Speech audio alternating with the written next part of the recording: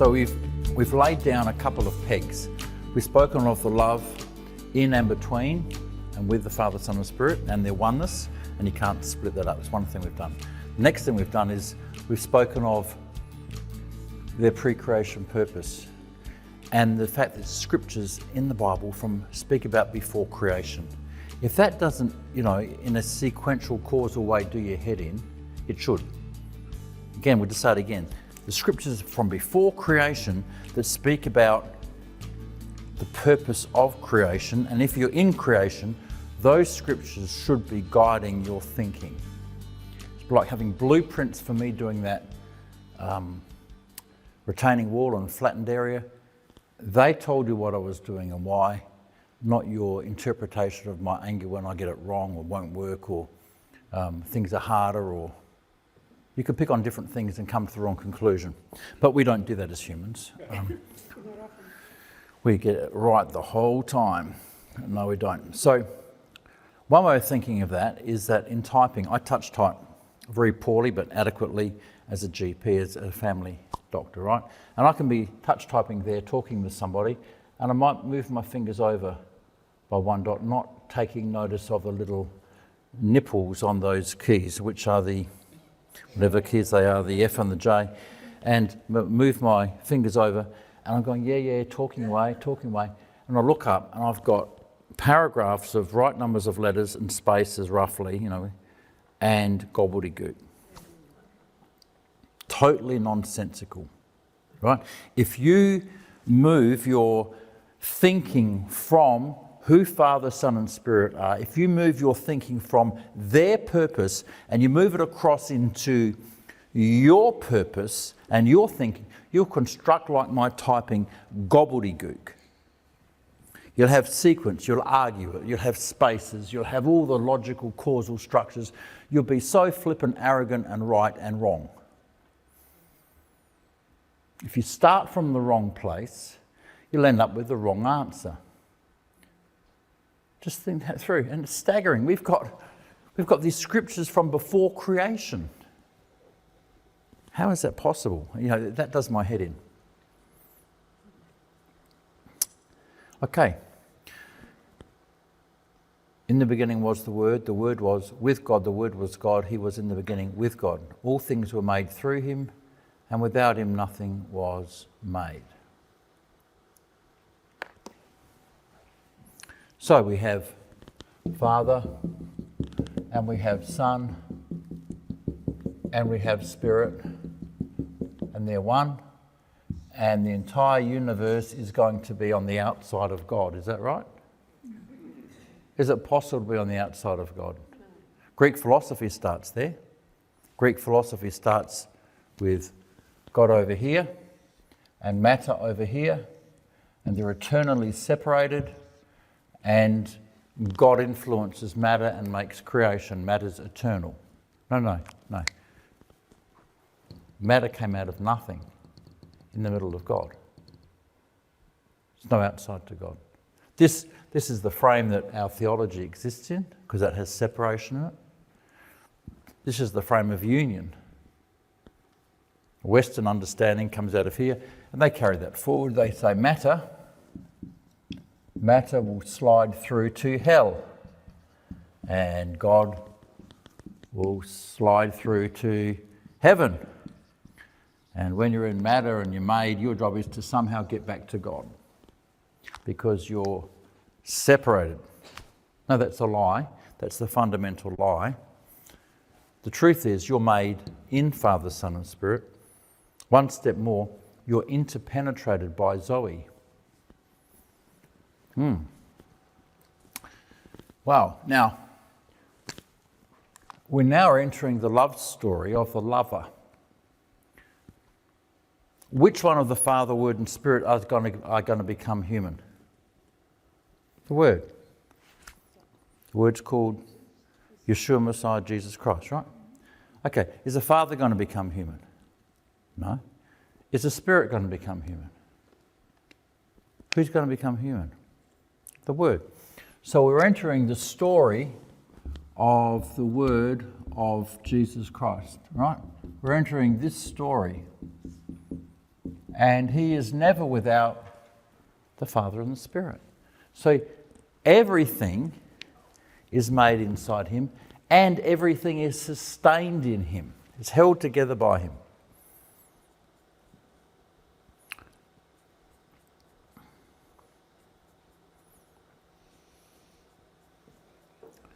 There we have the beginning of the turning over of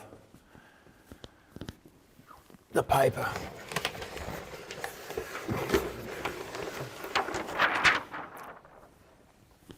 Everything was made in, through, by, for, with, in the Word, and exists in and is sustained by him. We do not have life in ourselves. You keep driving this life in ourselves, Bruce. It's a bit painful. You're telling me that, my desires and my flow in me, they might have good origins and I might be twisting them. Yeah. You're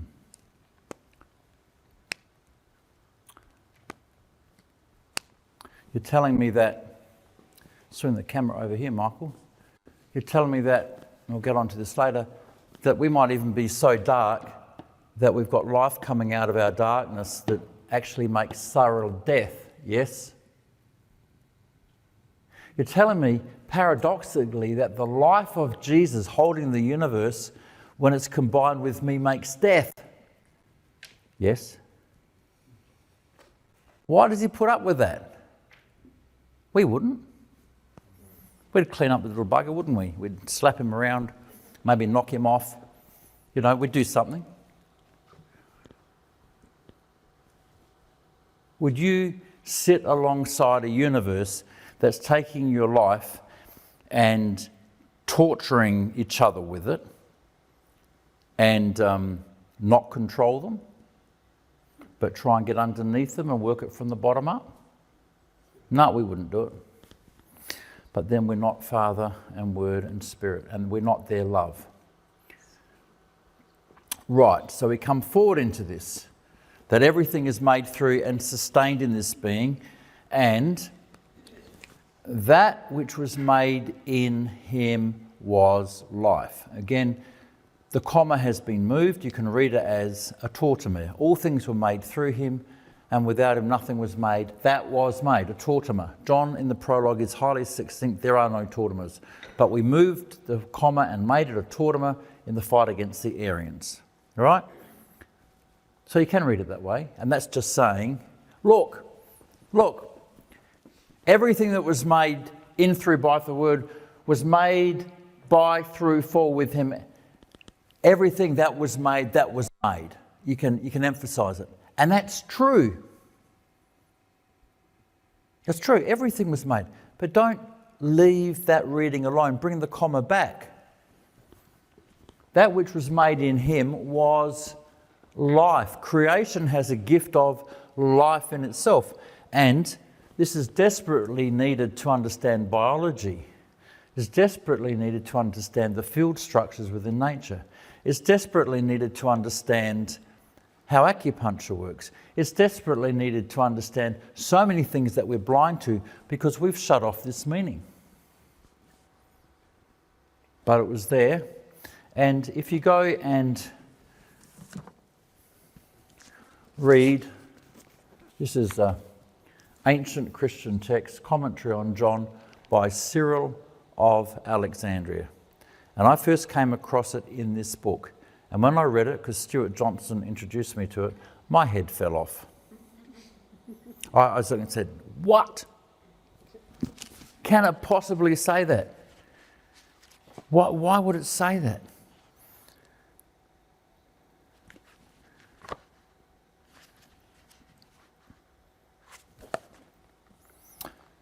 That which came into being,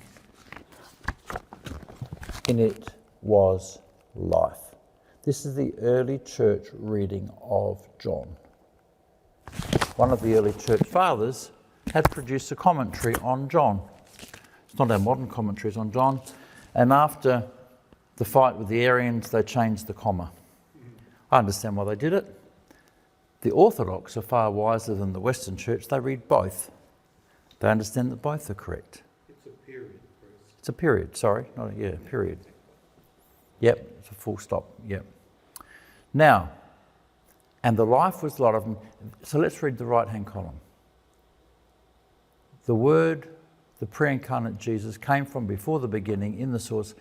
He's to face with Dad and Spirit. He is God, they are love. All creation is made in and through him. Love creates all, love gives life, love gives creation. This is the kicker. Creation has a gift of life in itself. And that is the life of Zoe, which is the uncreated life of Christ. My goodness. You can see why the arguments then, they'd say creation is God, become pantheists. They have arguments both ways. Perichoresis, where we're in distinction and in union together, you can understand the flow of life. Their life and their life coming through us is our light. All life is held together in and by Christ and is given like his life. Life without love is darkness.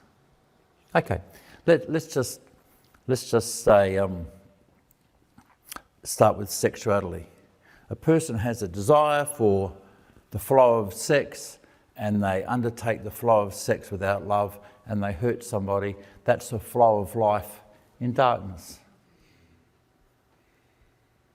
Pretty simple understanding. You can do the same flow of life in love.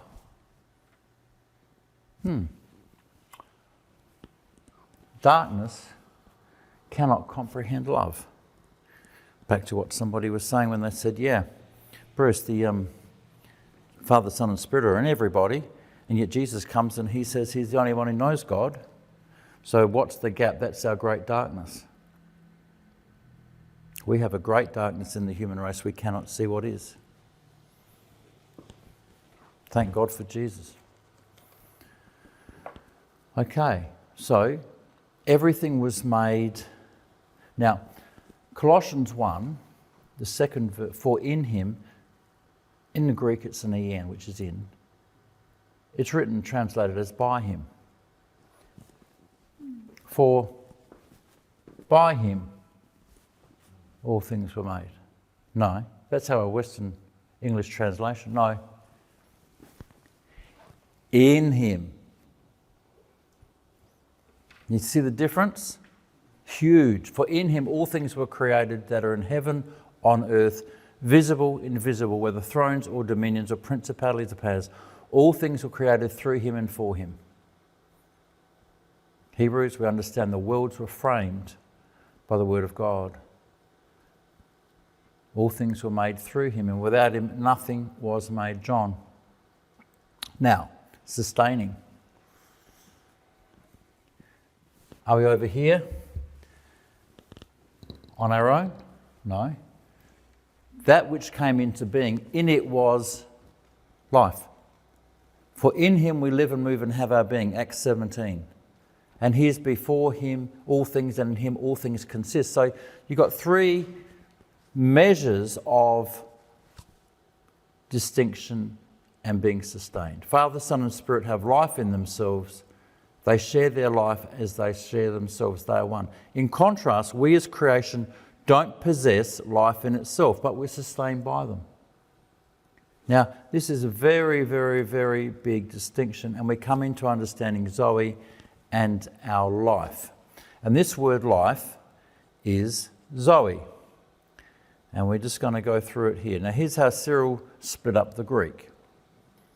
For those of you who read the Greek, on the left, that's the Greek language. For those of you who read English, on the right, that's your language. For those who read both, you can work it out. I'm being cynical, sorry. All things came to be through him, and without him not one thing came to be. That which came into being, in it was life, this is Cyril, and the light was the light of all people. All things were made through him, and without him nothing was made. There's the repetition that was made. In him was life, and the life was the light of men. So, very simple understanding of how we got into this situation. But what we start missing is the fact that Jesus holds all things together. and he gives life to all things. And if you don't understand that, you're then going to have problems with darkness. You won't be able to work darkness out, because darkness is not the lack of light. Darkness is where you've got the life of Christ coming through, but you cannot see the love. And the light shines in the darkness. Now, if I put my hand up on this screen, the light is not shining where... I could make a dog, couldn't I? We're having fun here. If I put my hand up there, there's no light where my hand is. It's saying the opposite. It says the light shines in the darkness. So it's saying, you're blind. Bruce, you're blind. You've been shone on by the love of Christ, but you can't see it. You're blind. So darkness is the inability to comprehend or see the light. And this is where it gets interesting. Darkness has life in it, so it will have drive, direction, passion, and be intentional because it's got life. It's pretty simple, isn't it? The only thing missing is love. A few songs say that, don't they? What the world needs now, but it's come to us in the person and being of God in us, and we still don't get it yet, but we are getting it. Now, that which came into being was life, and this is in us, flowing out of us. If I live life in love, that's light. And it's interesting, that makes more life. Just so, life lived in love makes more life. That's nice. But this is what I can do. I can become blind in my head to love. Does the life stop flowing? Is some of the output still beautiful? Yes. Coloured? Yes. And you can look at the different nations of the world with all our different blindnesses and all the different cultures emerging. They're not necessarily wrong. Isn't this interesting? Whose life are we twisting? Whose life are we flying with? Does it start with us? What are we responsible for? The blindness. The life was the light of men. The life shines in the darkness, and the darkness did not comprehend it. Life, lived in partial light, creates partial life. Partial light is partial love. Life is given. Life is given. Zoe is given to creation. Our participation with love governs the output. Love, life, light. And then we've got this thing called darkness where we don't get it. So, there is no separation. There is only blindness to the love, life, light of Father, Son and Spirit. Blindness is darkness. There is no lack of intellect. There is no lack of will or intent or desire in darkness. And if you look at the word in Greek, it's got all that. When it says the darkness does not extinguish or comprehend, there's bits where it will not overtake and it cannot stop, but it's trying to. So darkness, as you meet darkness, you would have all met somebody at some stage of life who was a highly competent but very dark person and doing some terrible things and highly capable. And that person discovers love and discovers Christ in them. All those capabilities flow in the right way. That's true. Oh, you're not telling me anything I don't know, Bruce. But why is it so hard for us to apply it to a global structure? For me, for you, our flesh, the word became flesh, our flesh is our darkness. So we're going to be examining, once we finish these 8 non-negotiables, we're going to be examining how Jesus dealt with the flesh, the factory, the thing that twists the life. Oh, that makes sense. Because the life is given, the flesh twists the life in darkness. Oh, that makes sense. The definition of the flesh becomes clearer and the work of Jesus becomes clearer. Because Jesus is aimed at fixing up me, not fixing up Dad. But no, I don't have any problems. Dad is a bit of a hard one, you know. He just wants blood, you know. Can't somebody work out how to give it to him? We've got the problem. We're the sickos. Now, this is the judo throw. The life is flowing, and as our darkness increases, it's like a judo flow. Anybody here does judo? Okay, so do you use their power? Use the power's flying, kaboom. That's how darkness works. Where's the power coming from? Zoe, Jesus Christ. You're telling me that God puts up with us abusing the flow of his life to create mess? Yes, I am. Because you don't have life in yourself. And they sit by and let this happen, and they work from the bottom up round indirectly, sort of left-handed way, right brain way, and they don't do it directly. Yeah, that's right. Well, I could teach them a thing or two. We could sort this out in no time at all. Yes, you could. And you'd have nobody loving you. Oh, you mean they want people to love them? Yes. And they're going to get us to the point where we love back. That's the game. Come right back before creation. They love each other and they want us loving back. We want saying, hello, Dad. Will you get there by Bruce's methods of sorting it out? No. So, life lived in darkness makes the life of Christ put through my blender makes death. This is a shocker. Now, it gets worse. Can it get worse? Yes, it does. And this is again what we've done. So we're now lost in our minds, and we've got our own structures for getting back, and we create mess. And so what we've got to do, we've got to create an internal self-referential method called religion. And religion is saying, well, there is some sort of God and we've got to get back. We've got to do something. And then that's another layer of darkness.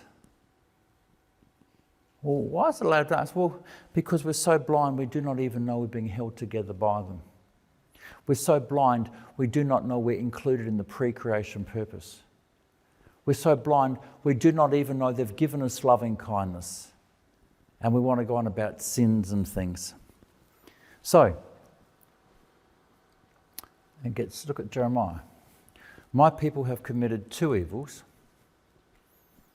They've forsaken me, the fountain of living waters, the fountain of living waters. Jesus says, when the spirits come and you start getting sorted out of you will flow rivers of Zoe, rivers of this life. You've ignored me, the fountain of living waters, and you built yourself stuff that can't hold water. It's pretty terrible. Isaiah, it's a shocker. Look, all you who kindle the fire, you make your own light, circle yourself with sparks, walk in your own light, the sparks you've kindled. This you shall have from me, you will lie down in torment. The lying down in torment isn't Dad taking a stick to you. The lying down in torment is Dad saying, you want to go that way? You go that way until it's coming out your nose and you wake up. Because it doesn't bring life, it brings death. Remember, life lived in darkness makes death, and religion is a great darkness. It's founded on lies. Jesus says, take heed that the light which is in you is not darkness. If your eye's bad, your whole body will be full of darkness if you can't see. And the Pharisees, blind leaders of the blind. A false reference point, the false light of religion, is a great darkness. This is pretty heavy stuff, guys. Because it affects me, has affected my life, affects you, and affects humanity. And we're just calling from John, and John says this right at the beginning. He says the light's shining in the darkness. It's there. And we know darkness, life in darkness causes death. And we know that our response to the person of Jesus can have darkness in our head, and we can have a self-created, self-referential light called religion, which is a great darkness. So what's that going to do? They're going to come and give us life. They're saying, look, as someone said earlier, you've got Father, Son and Spirit in you, and yet Jesus is the only one who knows Dad. You've got a great darkness. Jesus is going to become one of these people, and he's going to penetrate this darkness in his own body. He's going to fix it up in his own body, and then he's going to share that with us from the inside. So that darkness can go, and we can start seeing Dad as Dad is, because Dad's good. Isn't that beautiful? Now, he gets to the point, just before we nail him to the tree, he says, the evil one is coming, and he has nothing in me. He has penetrated through the darkness. Now, we're going to cover this in more detail, but just listen to this. Jesus penetrated through his own darkness to meet himself and Dad and the Spirit inside himself. Play that one. Jesus, in our blindness and darkness, has penetrated our blindness to meet himself and Dad and Spirit in himself. In other words, he's healing the split in humanity.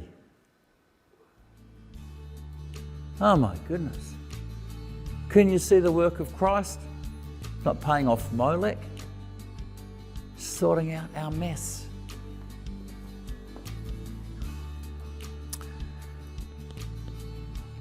So, we're not only sustained, we're given these relationships, and sharing in relationships in personhood is an advance on being made and sustained, and Jesus gives us this. So, love has given life. Life needs to be lived in love, and life lived in love is life. And that's enough for this next phase. Thank you.